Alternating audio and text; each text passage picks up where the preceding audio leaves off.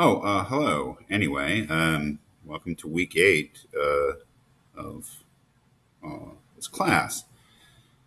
This week we're looking at a very famous argument in the history of philosophy and also, I suppose, history of theology. Although I would imagine that philosophers at this point are more interested in this argument from Anselm than theologians. This is a very famous and infamous argument. It's called the ontological argument for the existence of God. Ontological having to do with being. Exactly why it's called the ontological argument, I got to tell you, I'm not completely sure. Although the general idea here is of Anselm is that we can conceive of something. That is, we have an idea or a conception in our intellect of something, and that because of the peculiar nature of that idea or that conception, that it couldn't just only be an idea. That is, that the very nature of the idea demands that the idea or what it's an idea of does not exist only in our intellect, but must also have being. I think that's where the ontology thing comes in, but it must also exist in reality. So your assignment this week, your writing assignment, is simply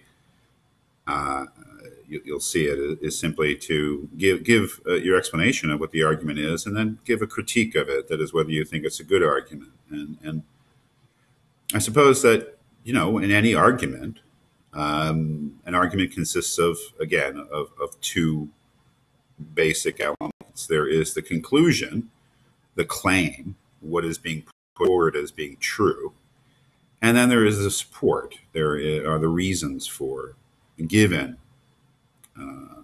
to try to establish the truth of that claim. So it's very important always in any argument, whether you're reading it or whether you're composing it, to be clear about which is which and exactly what they are. That is what I mean is that it's especially important to know what's being argued for, what the conclusion or claim is. And here it's quite clear that the conclusion or claim, which can be always put in different ways, is that God exists, or at least that, as we'll see, that the sort of being that Anselm understands God to be must exist, whether we want to call that being God or anything else.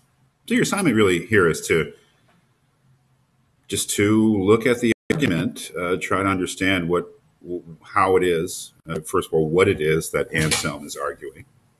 And then secondly, to understand how it is that he's arguing it, that is, what his reasons are, what he offers in support of that main claim, and then just to decide for reasons of your own, not personal reasons about religious faith or whether you're an atheist or whether you're a person who has some kind of religious belief is really irrelevant.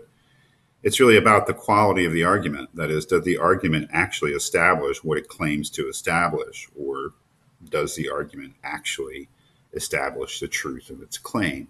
So that's all you need to do. And again, I wanted to, this is just another foray into the history of philosophy and looking at arguments that philosophers have actually put forward and then reasoning about those arguments. It's also talking about religious matters, and I should say that talking about religious matters in a purely rational way. It's nothing to do with religious faith, nothing to do with what your background is in terms of your belief in any religious doctrine. It is purely a matter of reason and argumentation.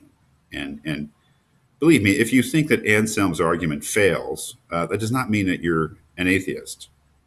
Many religious people have taken Anselm to task for what they view as the shortcomings of this argument. Now, if you're an atheist and you're convinced by the argument, then I guess you're not an atheist anymore, because the conclusion to the argument is that some sort of being that we would call God, or has the usual properties of God, at least in monotheistic traditions, does in fact exist. So you know. So in any case, that's really what this is about and why we're doing it, and that's really the nature of the assignment is simply to get clear on what the argument is, that is, what it's trying to prove and how it's trying to prove it, and then to critique it. Is it a good argument? And a good argument is a sound argument. And a sound argument is an argument where the premises are true and the reasoning is good. And so basically what you're evaluating is the soundness. It's quite a task. I mean, believe me, this is when I said this is an infamous argument, I wasn't exaggerating. Some people are really quite convinced by it to this very day as being perhaps the most successful rational proof for the existence of God. Some people dismiss it as out of hand as a kind of a verbal confusion. So it continues to be a matter of philosophical contention. So that's just, I'll do one more video where I read through the argument, try to point out a few things, but basically you have an idea of what we're doing this week.